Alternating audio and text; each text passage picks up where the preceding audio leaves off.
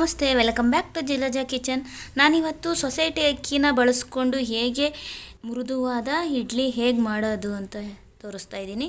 ಇದು ಸಾಫ್ಟಾಗಿ ಮೆತ್ತಗೆ ಹತ್ತಿ ಥರ ಇರುತ್ತೆ ಇಡ್ಲಿ, ಆ ಥರ ಬರುತ್ತೆ. ಈಗ ನಾನಿಲ್ಲಿ 3 ಗ್ಲಾಸ್ ಅಕ್ಕಿಯನ್ನು ತೊಗೊಂಡಿದ್ದೀನಿ. ಸೊಸೈಟಿ ಅಕ್ಕಿ ಕ್ಲೀನ್ ಮಾಡ್ಕೊಂಡಿರೋವಂಥದ್ದು. ಈ ಗ್ಲಾಸಲ್ಲಿ ನಾನು 3 ಗ್ಲಾಸನ್ನು ಅಕ್ಕಿಯನ್ನು ಹಾಕ್ಕೊಂಡಿದ್ದೀನಿ. ನಂತರ ಅದೇ ಗ್ಲಾಸಲ್ಲಿ ನಾನು 3 ಗ್ಲಾಸ್ ಅಕ್ಕಿಗೆ 1 ಗ್ಲಾಸಷ್ಟು ಉದ್ದಿನಬೇಳೆ ಇದನ್ನು ಹಾಕ್ಕೋಬೇಕು.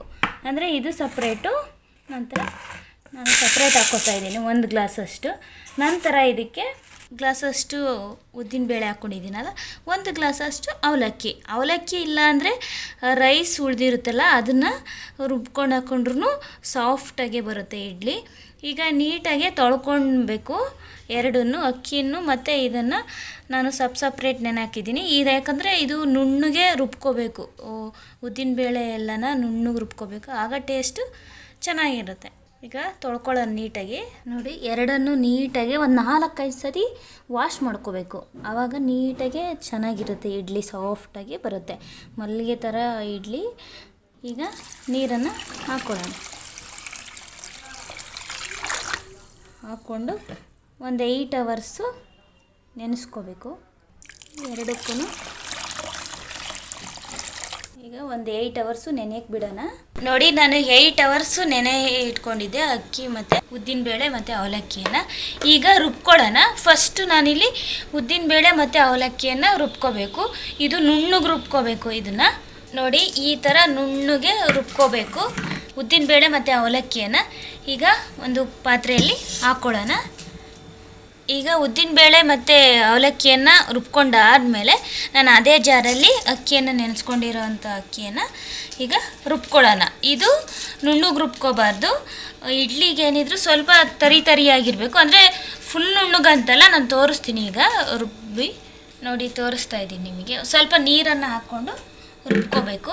ನೋಡಿ, ತರಿಯಾಗಿರಬೇಕು, ಕಾಣಿಸ್ತಿದೆಯಲ್ಲ, ಈ ಥರ ತರಿಯಾಗಿರಬೇಕು.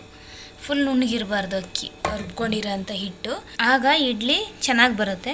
ರವೆ ಥರ ಇರಬೇಕು. ಈಗ ಎಲ್ಲ ರುಬ್ಕೊಳ್ಳೋಣ. ಎಲ್ಲವನ್ನು ರುಬ್ಕೊಂಡಾದಮೇಲೆ ಈಗ ಮಿಕ್ಸ್ ಮಾಡ್ಕೊಳ್ಳೋಣ. ಚೆನ್ನಾಗಿ ಮಿಕ್ಸ್ ಮಾಡ್ಕೋಬೇಕು. ನಾವು ಅವಲಕ್ಕಿ, ಉದ್ದಿನಬೇಳೆ ಮತ್ತು ಅಕ್ಕಿ ಎಲ್ಲ ನೆನೆಸ್ಕೊಂಡಿರೋದು ರುಬ್ಕೊಂಡಿರ್ತೀವಲ್ಲ, ಚೆನ್ನಾಗಿ ಫ್ಲಫಿ ಆಗುತ್ತೆ. ಈ ಥರ ಮಿಕ್ಸ್ ಮಾಡ್ಕೋಬೇಕು. ಇಡ್ಲಿ ತುಂಬ ಮೃದುವಾಗಿ ಬರುತ್ತೆ, ವೈಟಾಗಿರುತ್ತೆ. ಇದು ಸೊಸೈಟಿ ಅಕ್ಕಿ ಹಾಕಿರೋದ್ರಿಂದ ತುಂಬ ವೈಟಾಗಿರುತ್ತೆ ಇಡ್ಲಿ. ನೋಡಿ, ಈ ಕನ್ಸಿಸ್ಟೆನ್ಸಿ ಇರಬೇಕು ಹಿಟ್ಟು. ಹಾಗೆಯೇ ಕ್ಲೋಸ್ ಮಾಡಿಕೊಂಡು ಒಂದು 8 ಅವರ್ಸು ನೆನೆಯಕ್ಕೆ ಬಿಡೋಣ. ಕ್ಲೋಸ್ ಮಾಡಿಕೊಂಡು ತೋರಿಸ್ತಾ ಇದ್ದೀನಿ ಯಾವ ಥರ ಫ್ಲಫಿಯಾಗಿ ನೆಂದಿದೆ ಅಂತ ಹಿಟ್ಟು.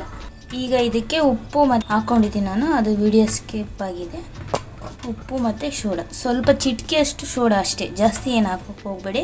ಹಾಕಲಿಲ್ಲ ಅಂದ್ರೂ ಪರವಾಗಿಲ್ಲ, ಇಡ್ಲಿ ಬರುತ್ತೆ ಚೆನ್ನಾಗಿ. ಈ ಥರ ಇರಬೇಕು ಹಿಟ್ಟು. ಚೆನ್ನಾಗಿ ನೆಂದಿದೆ. ಈಗ ನಂತರ ನಾನು ಇಡ್ಲಿ ಪಾತ್ರೆಯನ್ನು ತೊಗೊಂಡು ಇಡ್ಲಿ ಪ್ಲೇಟ್ಗೆ ನಾನು ಎಣ್ಣೆನ ಸವರ್ಕೊತಾ ಇದ್ದೀನಿ. ಇದೇ ರೀತಿ ಎಲ್ಲದಕ್ಕೂ ಅಪ್ಲೈ ಮಾಡ್ಕೋಬೇಕು ಎಣ್ಣೆನ.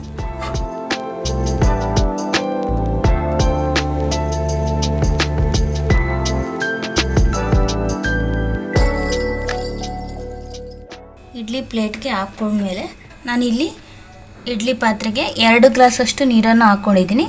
ಈಗ ಪ್ಲೇಟನ್ನು ಇಟ್ಕೊಳ್ಳೋಣ. ಕ್ಲೋಸ್ ಮಾಡಿಕೊಂಡು ಒಂದು 12 ನಿಮಿಷ ಬಿಟ್ಟರೆ ಸಾಕು, ಇಡ್ಲಿ ರೆಡಿ ಆಗುತ್ತೆ. ಇವಾಗ 12 ನಿಮಿಷ ಬಿಡೋಣ.